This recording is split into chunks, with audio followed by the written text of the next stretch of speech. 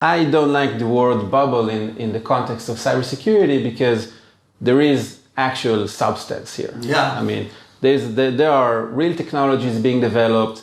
The adversaries are real and super active. I mean, every week we hear about new cybersecurity breach.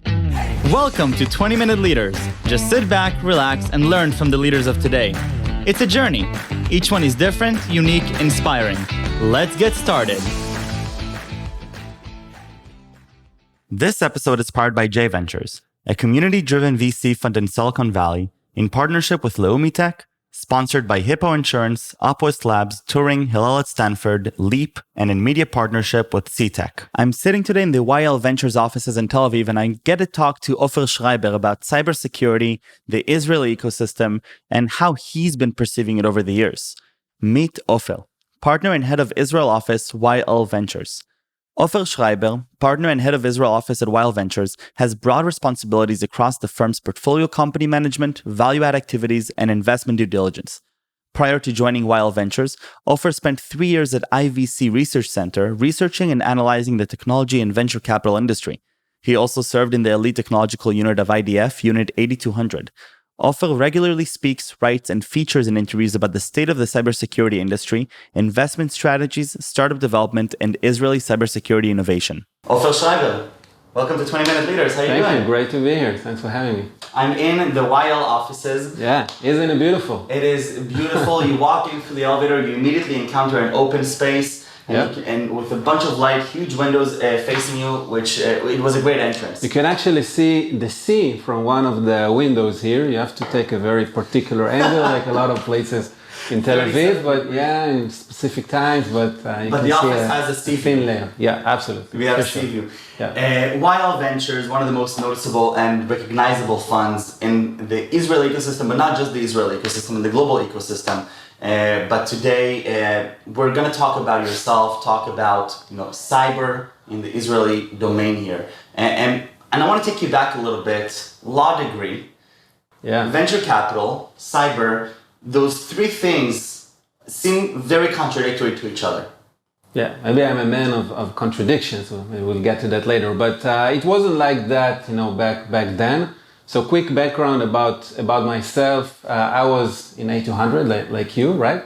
But I wasn't on the technical part of the unit. I was in the intelligence part of the unit. I studied law in Tel Aviv University, and while I was in university, I had a student job in a company called IVC, which has it's the database of all the Israeli startups and investors and so on. So that was like my first peek into the Israeli high-tech ecosystem. Bird's eye peek. Yeah, exactly. And, very quickly I realized that this entire industry, the entire world is much more interesting than, being a lawyer. So I was eager to kind of find myself the next step in the tech industry and specifically in venture capital. And, I had a database of all the Israeli VCs in front of me. So it was relatively easy for me. Just did some research and, I picked really a handful of VCs that looked interesting to me. And I, old school, cold emails, approach to a few partners. And Yoav was one of them, Yoav Leidesdorf, who's the founder and managing partner of YL Ventures, and there was a great click, and for him it was a great opportunity as well. He recently founded YL Ventures. He wasn't living in Israel and investing in Israeli startups, so he kind of looked for somebody to be the eyes and ears in Israel, to help with deal flow, to meet entrepreneurs, and so on. So I started my journey in YL Ventures in my last semester in law school, like part-time analyst. While at law school? Exactly, yeah. Last semester in the university. Wow. And, it started as, I would say like a short-term gig, just an entrance to the tech industry. But, obviously... You've been here for nothing, like 12 years? Yeah. I'm still learning. I'm still entering the Still world. an intern. Yeah, slowly but surely. But I kind of grew within the firm and took more and more on myself. And in 2013, we raised our second fund, and I became a partner in the firm. And for many years, Wild Ventures was a relatively small fund. You know, Yoav in the US, me in Israel, and that was that. Wow. But we grew quite significantly. I mean, you're in a nice office here in Rothschild Boulevard. We have an office just out of San Francisco. We're 15 people in the firm in total. Wow. 3 partners, Yoav, myself, and John Brennan, who joined us 4 years ago. We're a pretty big operation, managing $300 million, over 4 funds, currently investing out of a $135 million fund. So in a way, you can say that my personal growth story is Wild Ventures' growth story. And you asked me before, I mean, it's quite unusual that you see a person who's working for 12 years in the same place, and, you know, I have no plans of leaving whatsoever. But, you know, from my perspective, you know, Wild Ventures it's kind of like a startup within the VC world, right? We've been growing and changing our strategy I mean, every few years there's a major change, and we're learning and growing and becoming better at what we do, and bigger and bigger. So in a way, I mean, it's very, very dynamic, and my role obviously changed. I mean, now I'm heading our Israeli office. We're 8 people here, so a lot of things to do, from investment, marketing team, all these different activities that we do for ourselves and for our portfolio companies. So it's been an amazing journey, you know, for me personally, and for Wild Ventures, you know, in general. It looks amazing. Now, before we get to the cyber industry where we are, as I walk on Rothschild, I know that every other person that walks on the street is probably running a cybersecurity startup. Or when I look, or maybe that's just the bubble that I'm in from 8200. But really, when I look at the bubble that I grew up in from 8200, it's as if the world told us this is what you've been destined to do.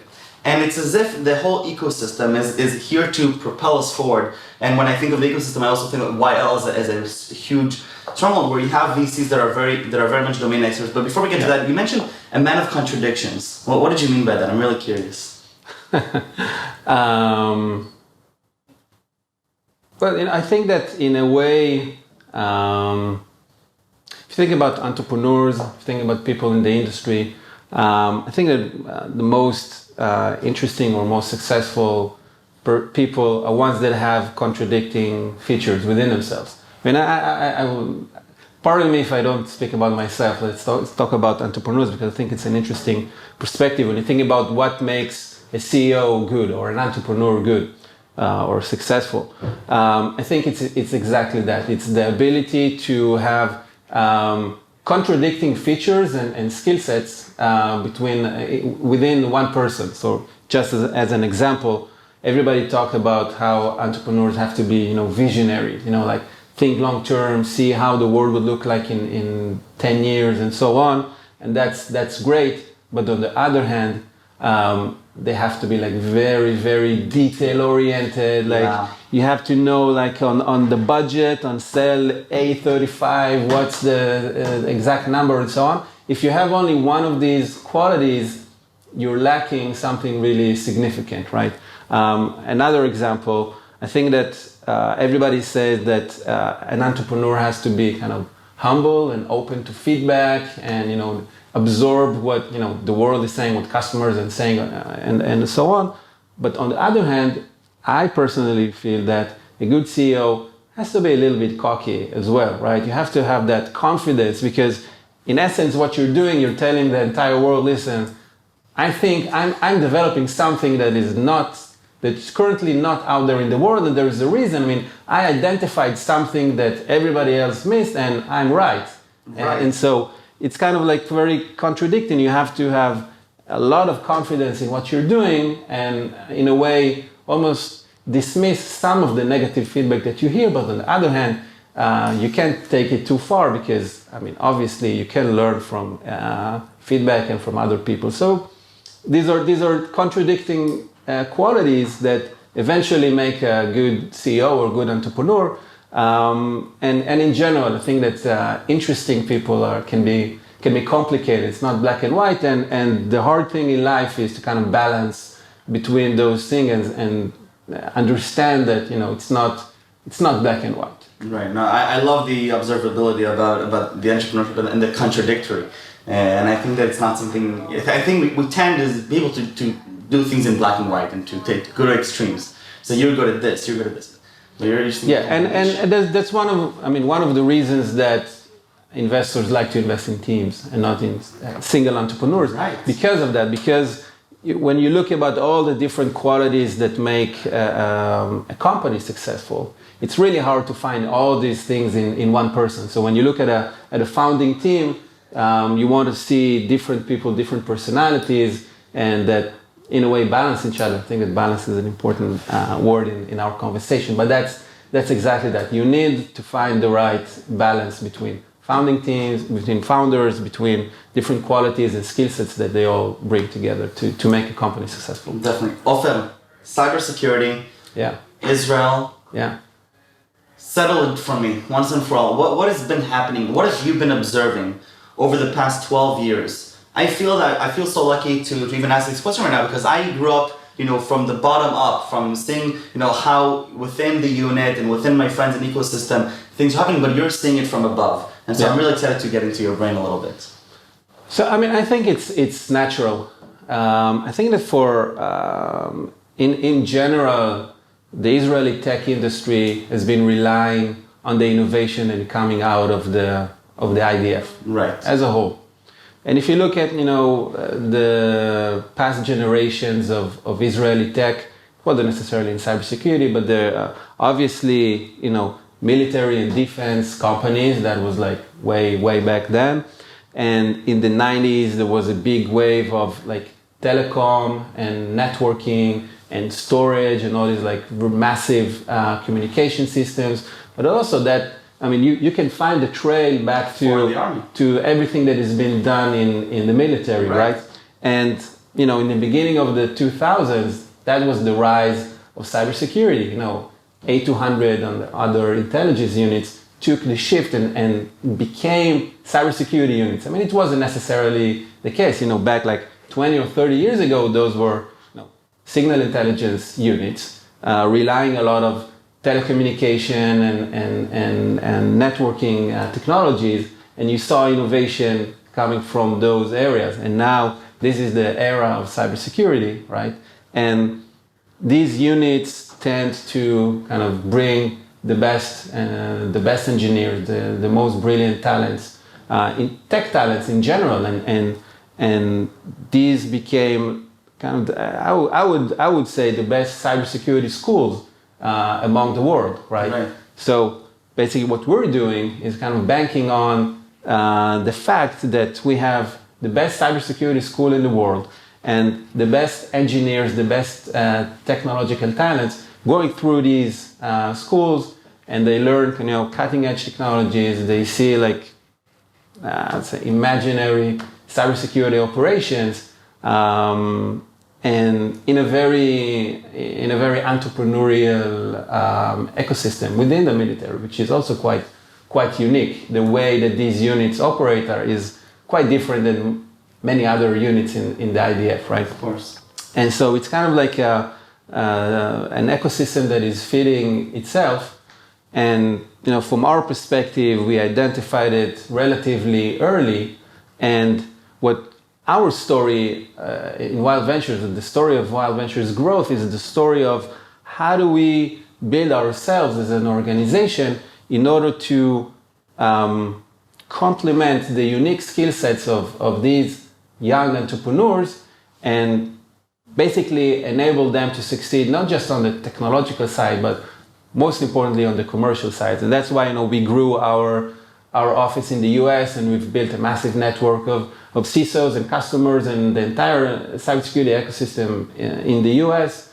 And so we have a strong presence in Israel, strong presence in the US, and we kind of see ourselves as a bridge between Israeli cybersecurity innovation and the US market. So you're touching on an interesting point, because until now, I feel like we've talked from the inception to leaving the army. It's mind-boggling to have 19-year-olds after a 6-month boot camp come and do covert operations that are literally sometimes life and death.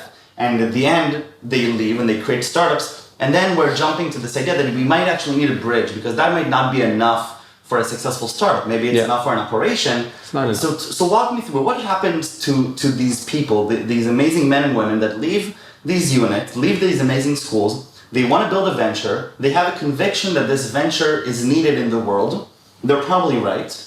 What are the challenges then within our ecosystem? So I'll add one more step, because it is important. It's an important distinction, and this is a trend that we're seeing in the past few years in the cybersecurity industry in general. I think that the required solutions in the cybersecurity industry are becoming further away from the natural experience of people that served in the military. Okay, the skills that you gain in the military in doing, all these kind of attacking stuff and learning how very complicated cyber operations work, these are not necessarily, these are not the main problems of the cybersecurity industry these days. On the private sector, right?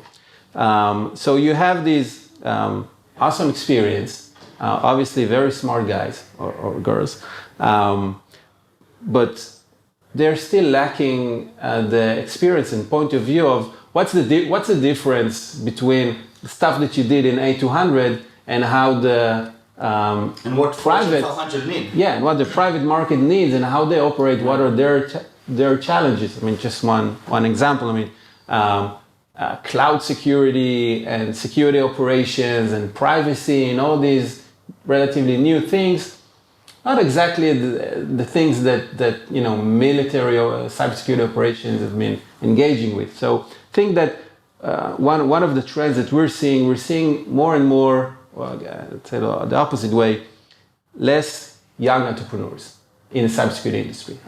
If 5 or 7 years ago you had 2 guys out of A200 starting a new company and they know exactly what to do and so on, I think that's not the case anymore, and we see the trend of these people getting out of the military. They have a lot of entrepreneurial passion, but they realize that they need an additional step before they become entrepreneurs, and more commonly they start working probably at their commander's new startup, right? Mm-hmm. They gain some experience of how actual customers look like, what are their needs. And then the next step to entrepreneurship is more natural and I guess more successful in a way. I have so many questions, but I have to run forward because I know we have to end soon.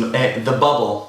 A lot of people. Exactly. Which bubble? Why do I keep hearing cybersecurity bubble? And I'm sitting there and thinking, this is not a bubble. This is a market that is hungry, that is forever moving, cat and mouse game that will never end. Why is everybody talking about a bubble? I think that, let's not be naive. Obviously, valuations are extremely high across all stages, from seed rounds all the way to IPOs and everywhere in between. Yeah. So, obviously, no one will say that it's not true. However, I don't like the word bubble in the context of cybersecurity, because there is actual substance here. Yeah.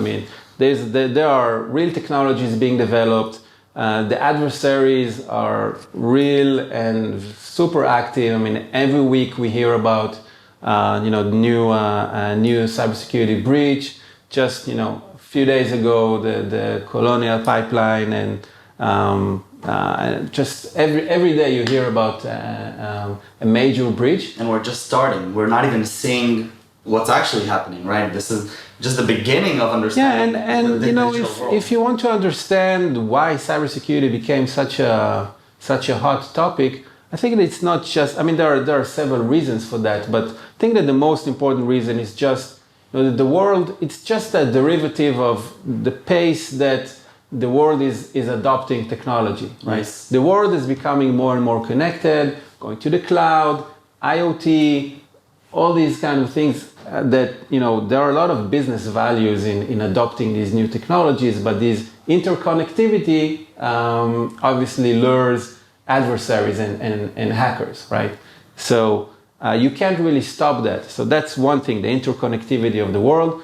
The second is obviously the explosion of data. Yeah. Data is becoming the oil, the new oil, right? And there are just so much more sensitive data out there, and you add a lot of sensitive data with interconnected systems, and that's heaven to hackers.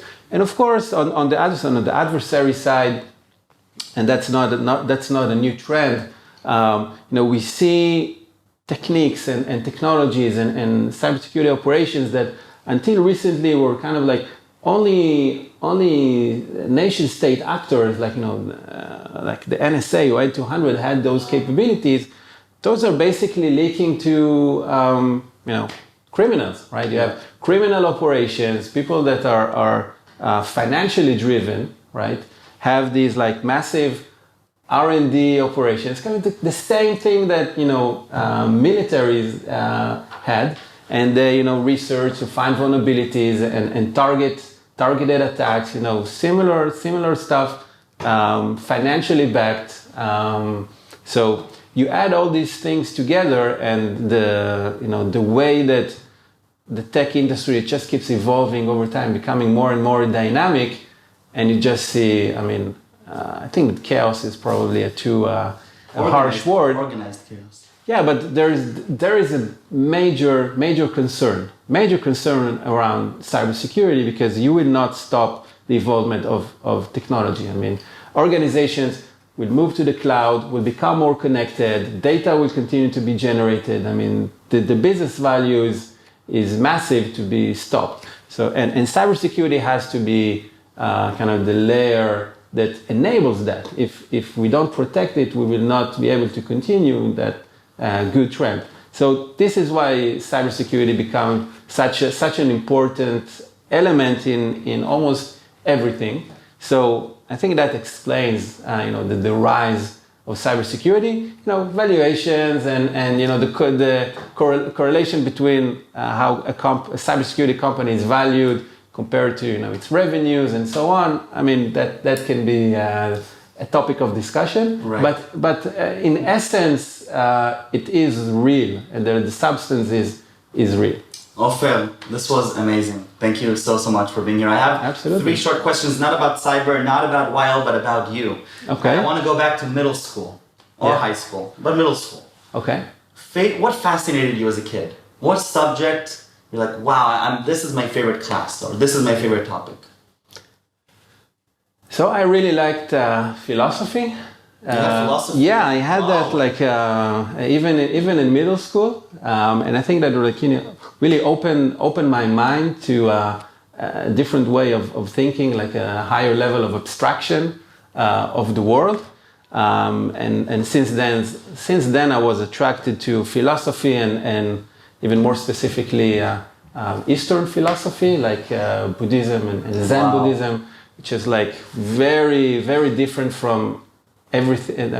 Very different way of thinking and analyzing the world, or in a way not analyzing the world, because that's the major difference. But it's really a different perspective on life in general. Amazing. And some inspiration, a figure, a role model that in some way has inspired you across your journey, professionally or personally?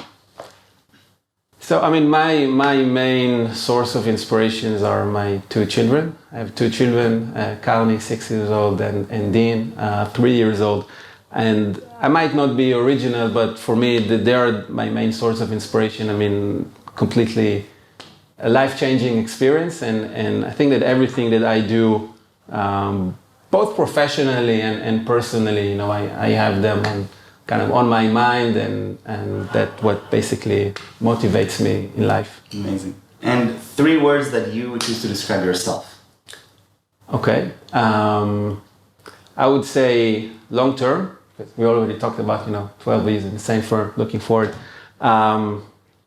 Deterministic, being determined, so being determined and perseverance. I think deterministic is always good, no? Yeah, being determined, that's the term I was looking for. And balance, balancing between all these different aspects of life. As we talked about entrepreneurship and the ability to balance different things, different qualities. I think it's a super important thing in life. I love it. Long-term, determined and balanced. Ofer, toda raba raba. Thank you very much. It's been a pleasure.